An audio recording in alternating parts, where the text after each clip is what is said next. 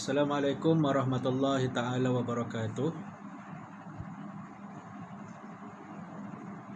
Waalaikumsalam. Alhamdulillah bil alamin wassalatu wassalamu ala asyrafil anbiya wal mursalin wa ala alihi wa sahbihi ajma'in. Qala rabbi shrah li sadri wa yassir li amri wahlul 'uqdatam min lisani yafqahu qawli. Subhanaka la ilma lana illa ma 'allamtana innaka antas samiul alim wa la haula wa la quwwata illa billahil aliyyil azim. Okey, hari ini kita akan tengok ataupun belajar berkaitan dengan satu tajuk, iaitu pelajaran yang ke-25 dalam bab sirah, iaitu tajuknya adalah era masyarakat jahiliyah ataupun zaman masyarakat jahiliyah ataupun zaman jahiliyah dulu, apa yang terjadi, apa maksud jahiliyah tu sendiri. Kita nak bincang pasal tu. Okey. Tengok. Okey, jahiliyah.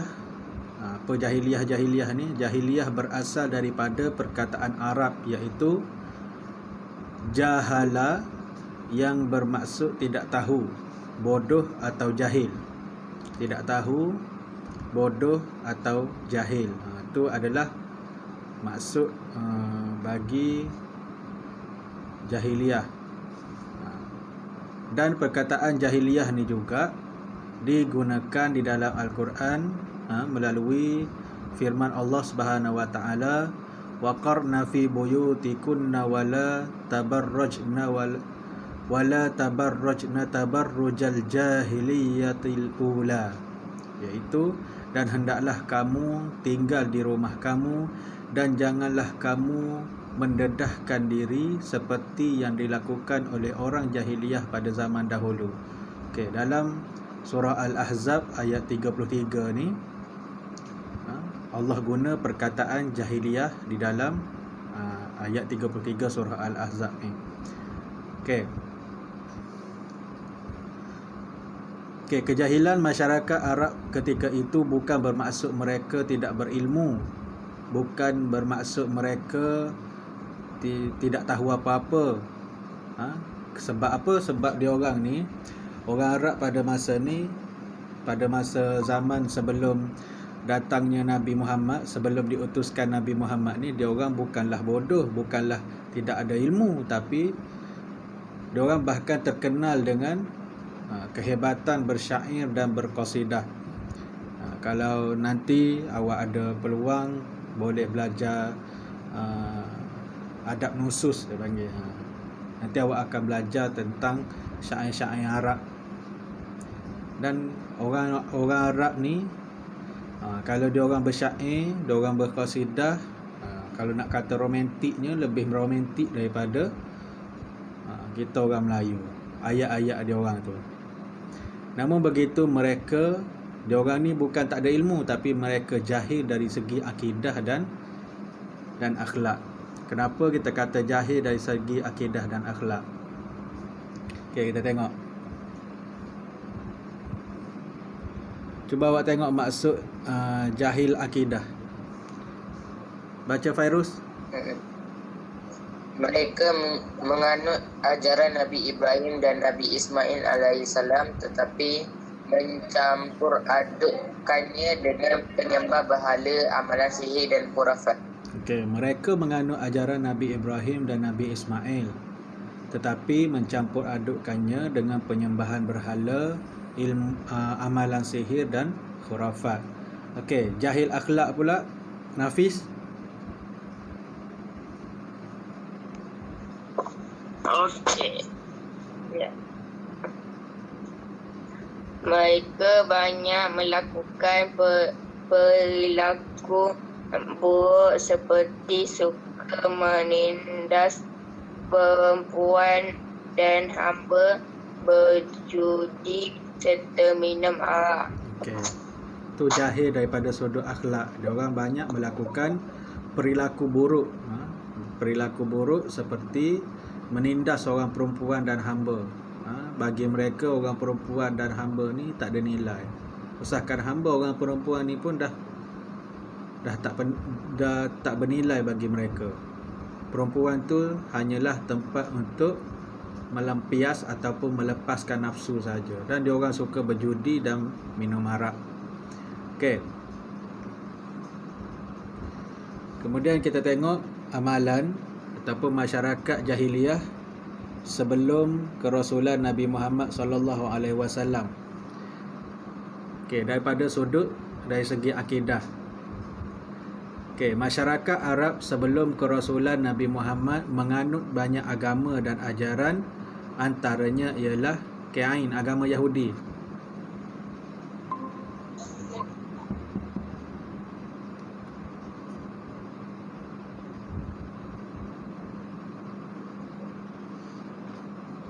Ain baca agama Yahudi.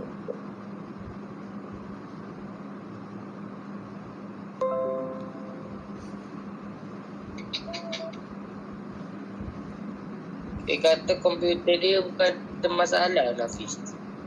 Okey, tak apa. Okey, agama Yahudi ialah agama Samawi. Agama Samawi ni agama yang dibawa oleh nabi-nabi terdahulu, yang diubah suai daripada ajaran agama Nabi Musa mengikut keinginan para penganutnya. Agama Samawi ni dia bukan agama Nabi terdahulu.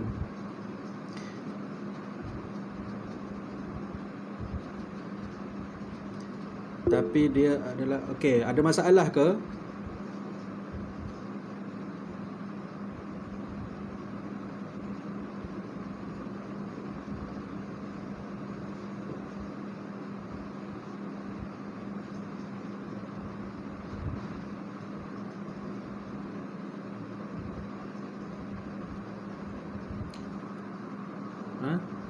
Ada masalah?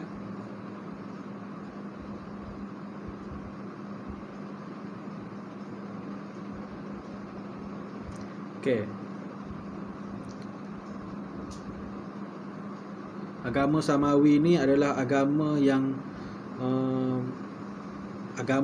dah lama ataupun yang diubah suai daripada ajaran Nabi Musa mengikut keinginan para penganutnya. Mereka banyak memfitnah para nabi dan menolak ajaran Nabi Muhammad. Mereka datang dari Palestin ke negara Arab. Okey, itu agama Samawi, agama Yahudi. Okey. Kemudian kita tengok agama Nasrani. Ni agama-agama yang masyarakat Arab dia sebelum datangnya Nabi membawa agama Islam ni, agama-agama ni yang dia orang anutkan, yang dia orang ikut. Yang kedua, agama Nasrani. Okey, agama Nasrani ialah agama Samawi yang diubah suai daripada ajaran Nabi Isa mengikut keinginan penganutnya. Mereka mempercayai Nabi Isa sebagai anak Tuhan. Mereka datang dari Habsyah dan Rum. Okey. Sebagai contohnya, Abrahah, raja Nasrani, membina tempat ibadat baharu di mana di Yaman untuk menyaingi populariti Kaabah di Mekah, namun gagal dengan pertolongan Allah Subhanahu Wa Taala. Kisah ini telah dipaparkan dalam surah Al-Fil. Okey, agama Nasrani ni, raja Nasrani iaitu Abrahah, yang kita tengok dalam surah Al-Fil kan. Alam tara kaifa fa'ala rabbuka bi ashabil fil tu. Okey, kalau awak tengok dalam surah tu, dia ceritakan yang mana Abrahah ni dia nak bina satu rumah ibadat yang lebih hebat daripada Kaabah. Sebab dia jadi jealous. Dia fikir kenapa orang selalu pergi ke Mekah. Dia jealous orang tak pergi ke Yaman, tapi orang pergi ke Mekah untuk tawaf, untuk melakukan apa-apa sahaja. Kalau masa dulu ibadat tawaf tu dah ada, walaupun kalau zaman jahiliyah tu yang dia orang tawaf tu bukannya Kaabah semata-mata, tapi dia orang tawaf juga berhala-berhala yang ada di Kaabah tu. Okey. Tapi lepas tu Abrahah ni, raja Nasrani ni, dia jealous lah.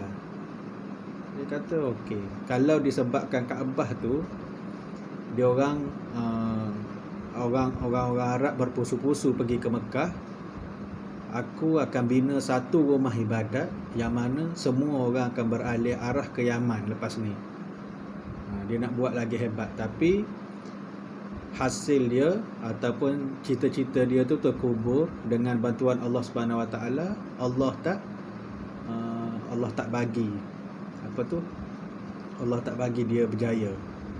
So usaha dia tu sia-sia. Orang tetap lagi pergi ke Mekah, ke Kaabah.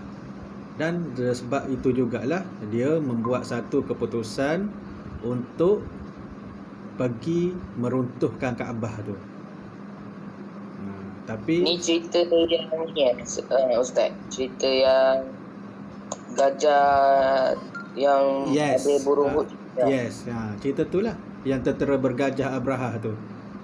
Kesinambungan daripada agama Nasrani ni lah. So bila jadi macam tu, dia pun nak pergi. Dia asalnya sebab raja dia Abrahah ni, dia tak puas hati je orang pergi ke Mekah ramai. So dia pun buatlah something yang dia rasa dia nak lawan kehebatan Kaabah tu. Dia buat satu rumah ibadat, tapi still lagi orang tak pergi dan dia sakit hati. Bila dia sakit hati, tak apalah, orang tak nak datang lagi, aku pergi robohkan Kaabah tu. Mesti lepas ni orang akan datang ke Yaman. Orang akan tertumpu ke Yaman dah sebab Kaabah dah runtuh.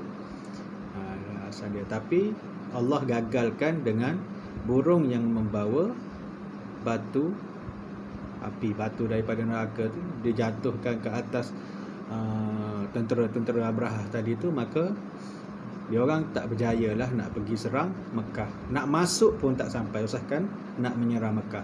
Okey. Kemudian dia orang ada juga kepercayaan Majusi. Okey, kepercayaan Majusi ialah kepercayaan yang dianuti oleh golongan penyembah api. Pada malam kelahiran Rasulullah sallallahu alaihi wasallam, api yang disembah oleh penganut Majusi di Parsi telah padam. Api tersebut tidak pernah padam selama 1000 tahun sebelum kelahiran Rasulullah. Okey. Sebabnya kalau agama Majusi ni, kita tahu Majusi adalah agama penyembah api. Kalau awak dengar lagu, tajuk dia apa lagu tu? Terpadam api biara Majusi. Dia tulis. Dia okey, lagu tu dia bunyi macam tu kan. Maksudnya api yang dia orang sembah tu, dia orang memang buat satu tempat api yang mana ada tukang sorong tolong masukkan kayu api tu tanpa henti. So api tu selalu menyala selama 1000 tahun. Tetapi bila malam kelahiran Rasulullah tu, api tu tiba-tiba padam dengan sendirinya. Terus padam. Itulah hebatnya perutusan ataupun kelahiran Nabi Muhammad sallallahu alaihi wasallam. Okey, seterusnya kepercayaan animisme. Animisme ni ialah kepercayaan bahawa setiap benda mempunyai roh dan semangat. Oleh itu penganut kepercayaan ini menyembah alam seperti matahari, bintang dan pokok. Animisme ni pun sekarang ni pun masih ada. Dia sembah apa-apa yang dia rasa hebat. Kita pun kadang-kadang dimomokkan ataupun disalahgunakan kepercayaan ni. Kita pun kadang dalam masyarakat Melayu sekarang ni pun ada lagi yang dia mengaku dia Islam, tapi dalam certain perkara dia ikut animisme ni. Lalu dekat pokok besar minta lalu je. takut pokok tu buat gangguan ke apa ke. Itu amalan yang khurafat lah. Masih ada Ustaz? Ada. Sekarang pun ada. Ada orang yang pergi puja macam-macam lah. Tengok matahari, tengok bintang, pokok, kubur. Pergi sembah kubur. Tak ada kerja kan. Okey. Lepas tu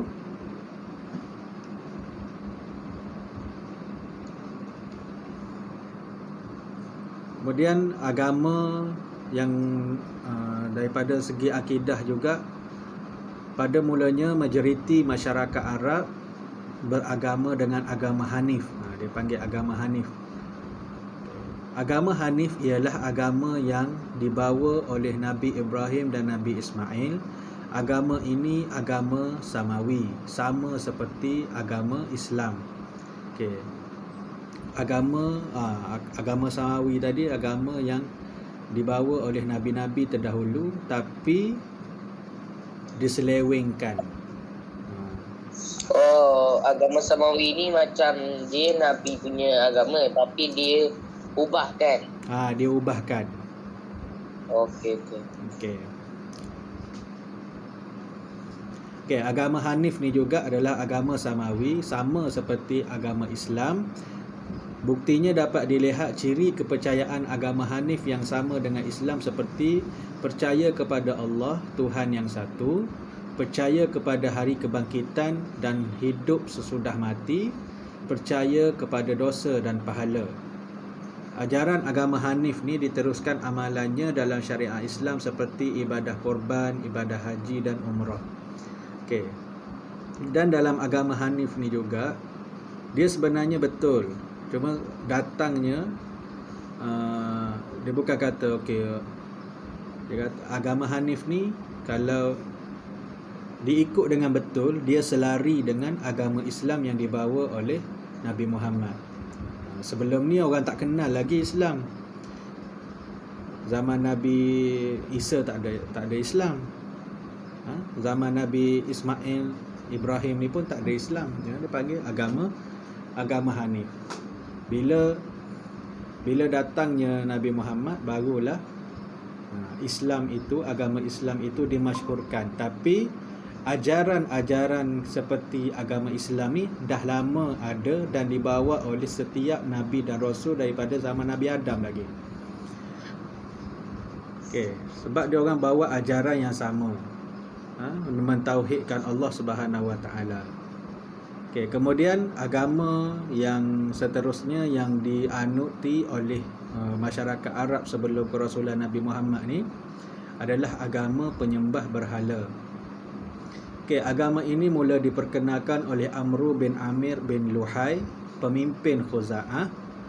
Dia menemukan ajaran tersebut dari negeri Syam, lalu membawa berhala bernama Hubal ke Mekah dan meletakkannya di dalam Kaabah. Kemudian dia ni adalah seorang pembesar ketika tu.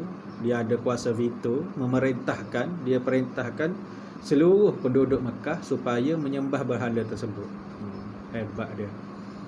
Dia boleh paksa orang sembah berhala tu. Agama ini dicampur adukkan dengan agama Hanif sehingga muncul sebagai agama yang mensyirikkan Allah. Penyembahan berhala ni dicampur sekali. Ibadah korban, ibadah haji tadi kan dah ada dalam agama Hanif. So dia orang kata boleh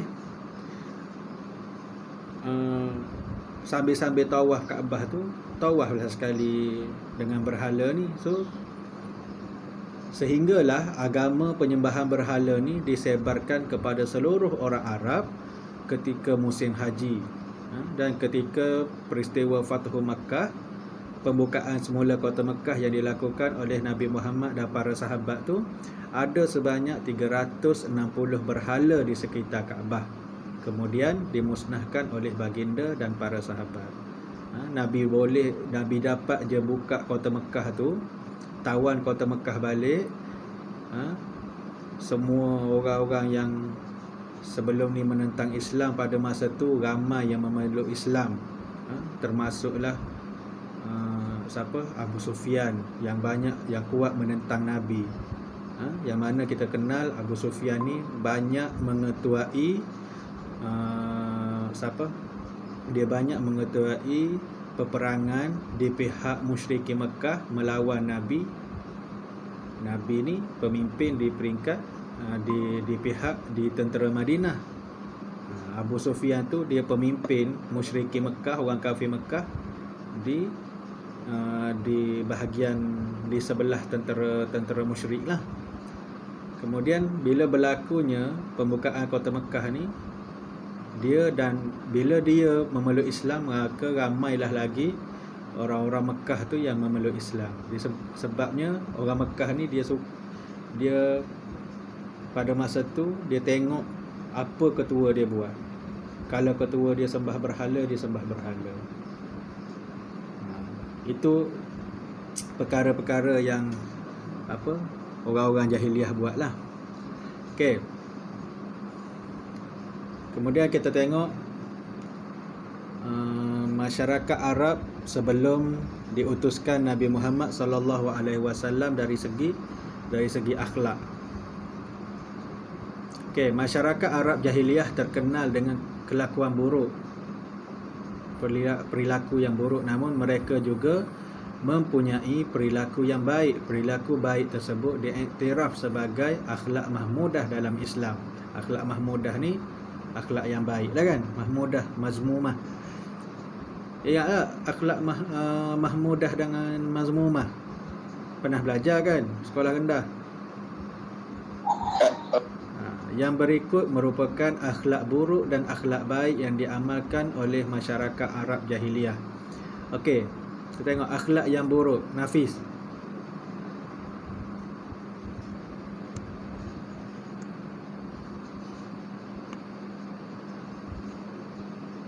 Nafis.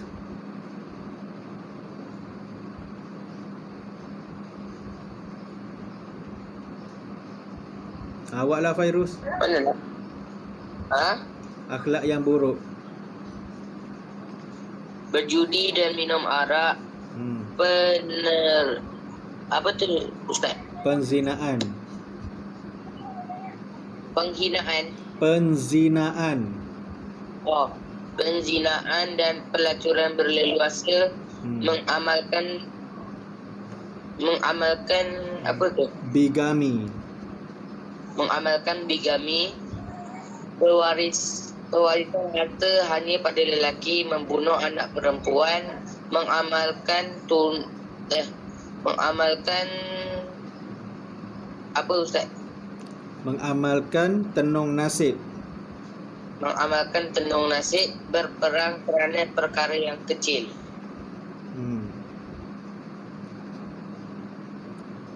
Okey. Akhlak yang baik. Menepati janji, berani, kuat dan pantang menyerah kalah, menjaga kebersihan mulut dan kuku, tidak mengkawini mereka yang ada pertalian darah, menghormati tetamu, taat kepada pemimpin, menghormati bulan haram. Okey. Akhlak yang buruk antaranya berjudi dan minum arak. Dia orang memang suka berjudi, suka minum arak lah, orang zaman jahiliah ni. Yang kedua, penzinaan dan pelacuran berleluasa. Kalau kita tengok macam masyarakat kita sekarang ni pun kadang-kadang tu lebih teruk daripada masyarakat jahiliah. Amalan pelacuran dan penzinaan ni, sehingga apa yang buatkan saya kata lebih teruk, sebab zaman sekarang adanya haruan makan anak. Faham? Bapa rogol anak dan sebagainya, yang berkaitan dengan isu rogol ni yang berlaku dalam keluarga sendiri kan. Apa yang teruknya kita sekarang dengan masyarakat berbanding dengan masyarakat jahiliah ni, orang jahiliah dulu dia tak kahwin. dengan mereka yang ada pertalian darah, apatah lagi nak buat something yang buruk terhadap ahli keluarga dia orang. Tapi kita sekarang fikir-fikirkan apa yang dah jadi. So kita sekarang, bukan kita lah, orang yang melakukan benda tu lah kan. Maksudnya di zaman kita sekarang ni, isu zina, pelacuran, kes-kes yang melibatkan rogol, yang melibatkan seks ni lebih teruk daripada amalan jahiliah dulu. Dan diorang juga mengamalkan bigami. Bigami ni maksudnya amalan beristeri ataupun bersuami lebih daripada seorang. Tak faham. Diorang ni mengamalkan bigami. Bigami ni maksudnya ada isteri ramai, ada suami ramai. Okay. Okey. Kemudian pewarisan harta hanya pada lelaki sahaja. Orang yang tu kalau family meninggal, ayah ke ataupun atuk ke meninggal, harta tu hanya untuk lelaki sahaja. Tapi bila diutuskan Nabi Muhammad sallallahu alaihi wasallam, benda tu dibahagikan mengikut bahagian-bahagian tertentu. Maksudnya orang perempuan pun ada dia punya hak ke atas harta warisan. Okey. Dan amalan diorang lagi, amalan masyarakat jahiliah ni, diorang membunuh anak perempuan. Diorang tak suka. Maksudnya kalau dalam keluarga tu isteri mengandung, diorang suka. Tiba-tiba keluar anak perempuan. Dan diorang ambil kepercayaan bahawasanya anak perempuan ni boleh membawa sial ataupun boleh membawa sesuatu kemudaratan ke atas keluarga tu. Maksudnya pada fikiran dia orang, anak perempuan pada masa tu tak ada function lah, tak ada harga. Disebabkan oleh yang bawah tu mengamalkan tenung nasib. Tenung nasib ni kita tahulah kadang-kadang, bukan kadang-kadang, benda tu adalah perkara yang salah. Kadang-kadang tengok dekat jari kan, oh kalau macam ni nanti di depan hari kamu akan beristeri, dia kata, dan isteri kamu akan melahirkan anak. Tapi masalahnya anak ni adalah anak perempuan yang satu hari dia akan bawa bala pada keluarga kamu. Orang tenung nasib dia tu, dia pun percaya bila dengan kepercayaan tenung nasib tadi tu keluarnya anak perempuan, dia pun terus bunuh. Sebab orang yang penyihir tadi tu, yang dah tenung nasib dia tu tadi, dia cakap dah anak perempuan akan bagi bala besar kepada keluarga dia. Okay. Dia percaya dengan tenung nasib, kemudian membawa kepada membunuh anak perempuan. Tapi Nabi datang, bila diutuskan Nabi Muhammad sallallahu alaihi wasallam, Nabi bawa hak orang perempuan tu. Maksudnya orang perempuan pun ada hak, bukan sama taraf macam zaman jahiliah. Maksudnya martabat wanita tu lebih terjamin di dalam Islam selepas diutuskan Nabi Muhammad sallallahu alaihi wasallam. Dan diorang juga berperang kerana perkara-perkara yang kecil, rebut kawasan kecil-kecil, perselisihan faham antara kabilah, diorang kan selalu berperang. Okey. Dan kemudian akhlak yang baik dalam kalangan orang jahiliah ni pula, diorang suka menepati janji. Diorang memang tepati janji. Mereka juga merupakan seorang yang masyarakat Arab zaman jahiliah ni berani, kuat dan pantang menyerah. Kita tahu macam cerita Saidina Umar. Saidina Umar ni kita tahu dia tu seorang yang orang Kelantan kata gedebe. Dia orang yang berani, sampai kan orang dengar nama dia pun ada yang kecut perut. Maksudnya orang dah dengar nama Saidina Umar ni pun orang dah takut dah. Sebab dia antara orang yang kalau dulu dekat pekan-pekan dekat zaman jahiliah tu dia pertandingan ada pertandingan lawan-lawan lah, dan Saidina Umar ni adalah salah seorang fighter pada masa tu dan dia selalu menang. Sebab tu bila sebut je nama Saidina Umar ni orang akan takut. Okey, menjaga kebersihan mulut dan kuku ni akhlak orang jahiliah, akhlak yang baik. Tidak mengahwini mereka yang ada pertalian darah. Macam yang saya cakap tadilah, dia orang tak kahwin dengan orang yang sama kabilah. Maksudnya saudara-saudara terdekat tu dia orang tak kahwin. Menghormati tetamu, dan dia orang sangat menghormati tetamu, taat kepada pemimpin. Yang tadi itulah, bila pemimpin dia cakap sembah berhala, semuanya taat menyembah berhala. Kemudian menghormati bulan haram. Maksudnya bulan ataupun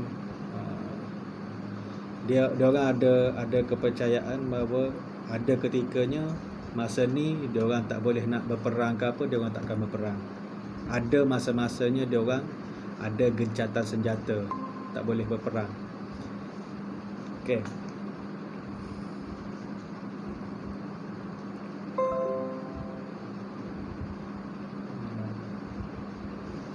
Next.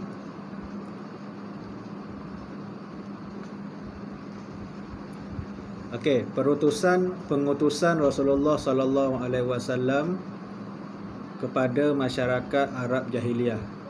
Okey, Rasulullah sallallahu alaihi wasallam diutuskan kepada masyarakat jahiliah kerana beberapa sebab, iaitu Nafis baca nombor 1. Okey. Masyarakat jahiliah mempunyai nilai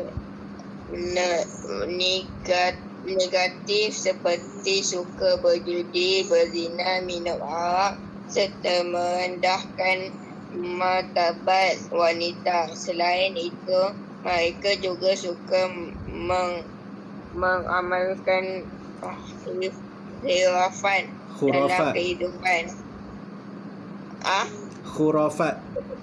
Khurafat dalam kehidupan. Rasulullah SAW datang membawa ajaran yang memandu mereka ke jalan yang benar. Baginda diutuskan untuk menyempurnakan akhlak. Masyarakat Arab jahiliah lebih mudah dilantuk kerana mereka butuh huruf. Hal ini secara tidak langsung menjadi bukti kerasulan Nabi Muhammad SAW kerana baginda tidak pernah membaca atau mempelajari kitab agama Samawi dan ajaran agama purba. Okey, nombor 1, Allah mengutuskan Rasulullah kepada masyarakat jahiliyah ni kerana apa? Masyarakat jahiliyah ni dia ada nilai-nilai ataupun sifat-sifat yang negatif seperti suka berjudi, berzina, minum arak dan sebagainya, tak merendahkan martabat perempuan. Orang pun menganggap orang perempuan ni tak ada apa-apa keistimewaan. Itu yang dia orang percayalah. Kan? So diutuskan Nabi ni untuk mencegah benda tu, bawa ajaran Islam yang mana Nabi datang dengan mengharamkan judi, mengharamkan penzinaan, menghapuskan amalan minum arak ni secara berperingkat di dalam Al-Quran. So kalau awak cek dalam Al-Quran pun pengharaman arak tu dia berlaku 3 stage kalau tak silap saya. Ada stage yang pertama bukan terus haram, kurangkan dulu. Kemudian dia cakaplah arak ni memabukkan. Jika nak melakukan ibadat tak boleh nak tak boleh nak minum arak. Lepas tu barulah datang ayat yang ketiga yang apa, yang mengatakan bahawasanya arak tu haram. Okey, kemudian datangnya Nabi juga untuk menaikkan ataupun meningkatkan lagi martabat wanita. Bukan kata dia still lagi Islam jaga wanita ni masih lagi dalam keadaan yang bukan nak merendahkan perempuan, tapi ada haknya yang tertentu. Macam contoh, orang lelaki boleh jadi imam, orang perempuan juga boleh jadi imam, tetapi untuk kaum perempuan sahaja. Orang perempuan dia tak boleh jadi imam kepada orang lelaki contohnya. Dia boleh nak jadi imam, bukan kata mentang-mentanglah aku perempuan aku tak boleh jadi imam. Boleh, tapi dengan syarat makmumnya adalah perempuan sahaja. Dia kena ada. Okey. Kemudian Rasulullah datang membawa ajaran yang memandu mereka ke jalan yang benar. Baginda datang diutuskan untuk menyempurnakan akhlak. Nabi, sifat dia ataupun akhlak Nabi ni adalah semua yang baik-baik, dan dengan perlakuan Nabi, tutur kata Nabi, apa yang Nabi buat, bila orang tengok, bila masyarakat tengok je, orang dah tiru. Maksudnya apa yang Nabi buat tu adalah betul. Apa yang Nabi buat tu adalah sifat mahmudah. Okey, masyarakat Arab jahiliah lebih mudah dilentur, lebih mudah diajar ataupun lebih mudah didakwah kerana mereka adalah buta huruf. Dan secara langsung diorang dapat ada sesetengah daripada diorang masa tu sahabat-sahabat dan sahabiah, sahabat Nabi lelaki dan perempuan menerima ajaran Islam ni. Ada yang terima ajaran Islam sebab mereka tahu Nabi ni tidak pandai membaca dan menulis. Maksudnya Al-Quran tu bukan Nabi yang tulis, itu betul daripada Allah Subhanahu Wa Taala, bukan Muhammad yang tulis. Sebab Muhammad ni bukan tahu huruf dia orang percaya dan dia orang memeluk Islam, belajar Islam dengan Nabi. Okey, yang kedua, Fairuz.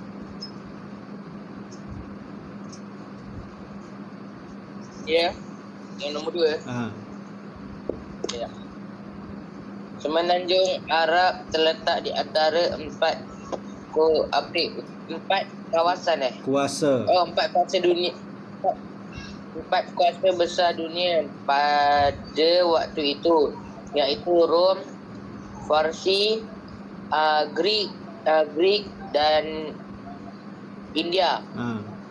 Kedudukan yang strategik ini menjadikan Islam mudah tersebar ke seluruh tamadun dunia dan pelbagai bangsa ketika itu. Okey, kemudian semenanjung Arab ni dia terletak di antara 4 kuasa besar dunia pada waktu itu, iaitu Rom, Parsi, Greek dan India. So bila dia jadi pusat dia jadi pusat, maksudnya pusat ni orang Greek pun datang pergi ke negara Arab, orang Rom pun pergi ke Arab, Parsi pun pergi ke Arab, orang India pun pergi ke Arab. So bila dah tersebarnya Islam pada masa tu, diorang yang datang untuk berniaga dan apa ni balik ke tempat masing-masing membawa ajaran Islam yang diajar oleh Rasulullah sallallahu alaihi wasallam.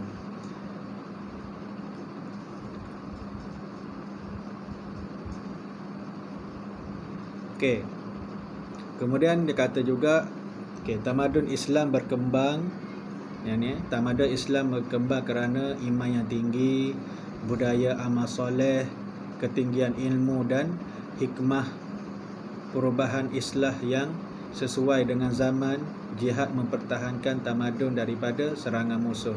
Ni adalah sebab-sebab kenapa tamadun Islam tu berkembang. Orang tadi itulah dia duduk di antara satu Jazirah Arab ni terletak di berpusat, dia sebenarnya pusat kepada pedagang-pedagang yang kuasa besar dunia pada masa tu. Kemudian tersebarnya agama Islam tu ke dalam seluruh masyarakat yang melakukan perdagangan ke semenanjung tanah Arab pada masa tu. Okey, itu saja pelajaran kita untuk hari ini. Saya harap awak fahamlah. Dan kalau tak faham boleh tanya saya lain kali. Saya tak faham lah ustaz yang ni. Boleh ustaz terangkan sekali lagi. Okey Nanti boleh tanya apa-apa, boleh WhatsApp ke ikutlah. Okey. Boleh? Wallahu a'lam bissawab. Assalamualaikum warahmatullahi taala wabarakatuh.